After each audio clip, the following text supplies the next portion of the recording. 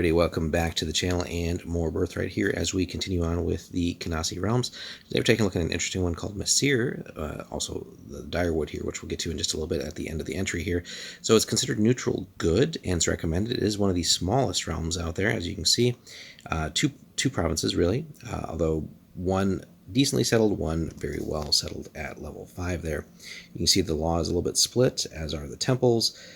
There is one guild with quite a bit of activity, obviously, in the one major province there, and the sources are the same as the law here, so we'll explain that. The domain of Mesire includes only 2 provinces, one of which contains the city-state of Mesire. The Emir, a skilled mage, controls sources in his own state and in the wild Direwood and Blackspear tribe land to the north as well.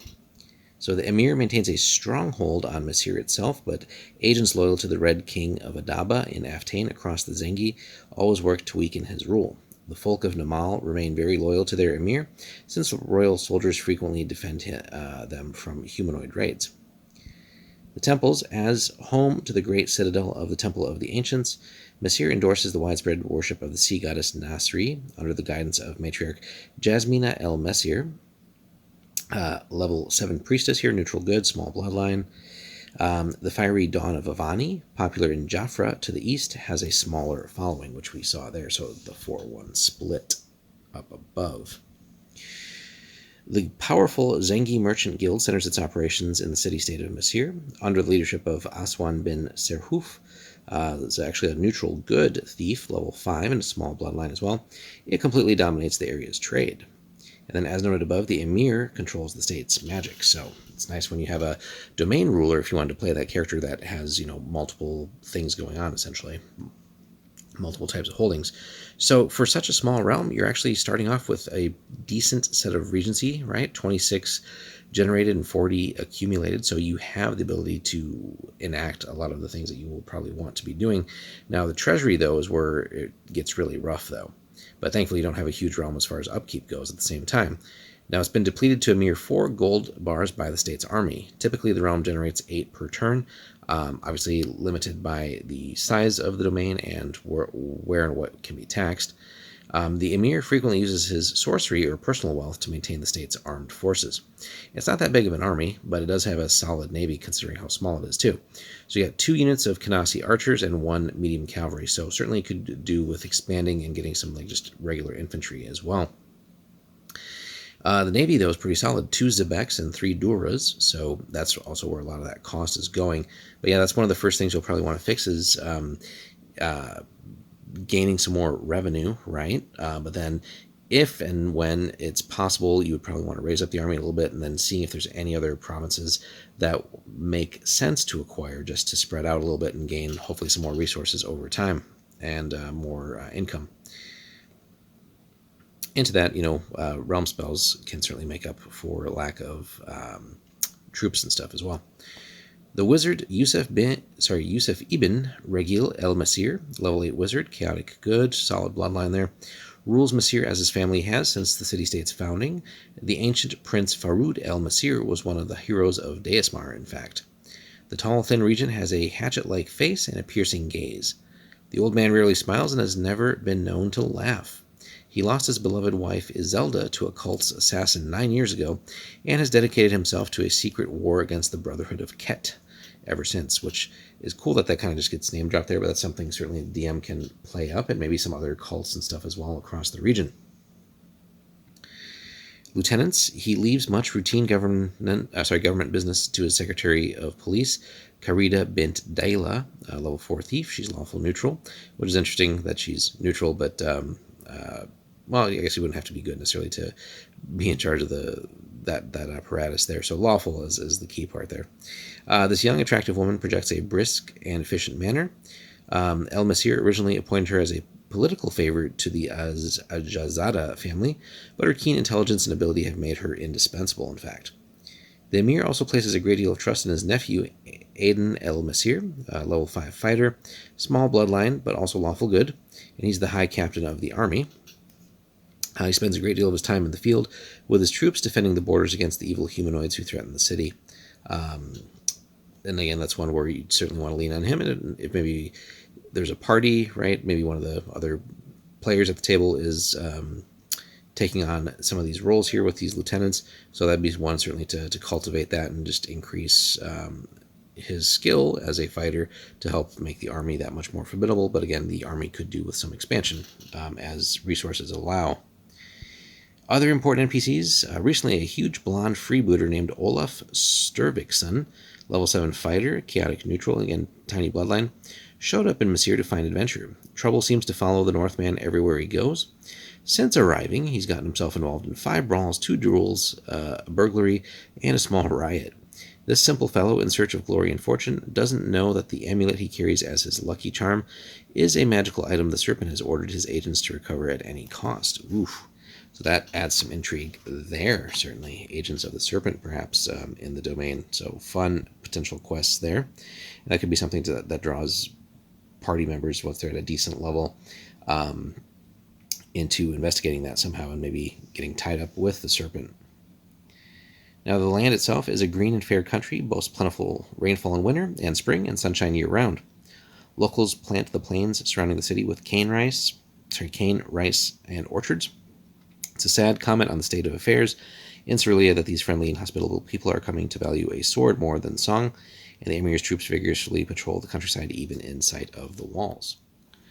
Overlooking the mouth of the Zengi, Mesire is a city of meandering canals and fragrant orchards.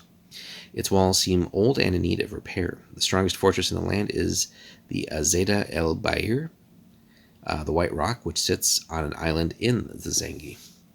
The Mesire family itself rules from the ancient Palace of Brilliant Stars, a canal-circled islet in the city's center. The opulent palace, considered one of the most beautiful buildings in Canasi, attracts diplomats from all neighboring states to its shining halls. Now, as far as trade goes, like the other states of the southern Sun Coast, it imports timber, ores, and other unfinished materials. In this center of commerce, merchants along Mesire's docks trade northern timber and furs for silk, spice, and steel. Now, allies, the Mesires and the Arasis of Aria have been friends for centuries. Mesire tries to maintain a cool neutrality toward the Red Kings of Aftain, but the instability of that realm drives Mesire ever closer to the Lord of Aria. Certainly, yeah. So Aftain is no friend really to anyone. Now, enemies, it does find itself constantly harassed by the Black Spear Raiders, and that's a great, easy, just starting point to put players on if you're just adventuring in the realm and want sort of a quest line or arc there. But also, if you're running the realm too, that could be one where the party, as the leaders of the realm of various sorts, work towards dealing with that threat via the adventuring routes, not just running the domain. Hundreds of Mesirian soldiers die on the northern marches every year, and there's no sign of relief in sight. The ambitious Ajazada of Jafra to the east constitute another threat. They wish to see their standard flying along the banks of the Zengi.